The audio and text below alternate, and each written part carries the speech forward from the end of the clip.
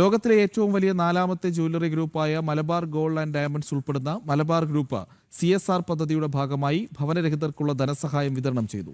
Malabar golds and diamonds Kozhikode ഷോറൂമിന് കീഴിലുള്ള ഗുണഭോക്താക്കൾക്കാണ് ധനസഹായത്തിന്റെ ചെക്കുകൾ കൈമാറിയത്. വനം വകുപ്പ് മന്ത്രി ടി സിദ്ദീഖ് ധനസഹായ വിതരണം ഉദ്ഘാടനം ചെയ്തു. സുരക്ഷിതമായ ഒരു വീട് ഓരോ കുടുംബത്തിന്റെയും അടിസ്ഥാന അവകാശമാണെന്ന് ചടങ്ങിൽ സംസാരിച്ച Malabar group chairman MP Ahmed പറഞ്ഞു.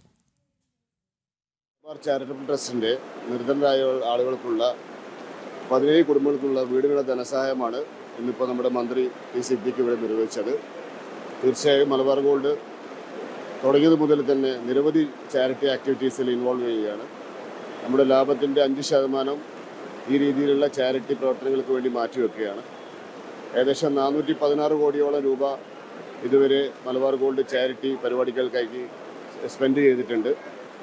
നമ്മൾ നെക്സ്റ്റ് വീക്ക് നമ്മുടെ വിദ്യാർത്ഥികൾക്കുള്ള സ്കോളർഷിപ്പിൻ്റെ ഉദ്ഘാടനം ബഹുമാനപ്പെട്ട മുഖ്യമന്ത്രി VD സതീശൻ അവർ അടുത്ത ആഴ്ച വരുന്ന ആഴ്ചകളിൽ ഉദ്ഘാടനം ചെയ്യുകയാണ്.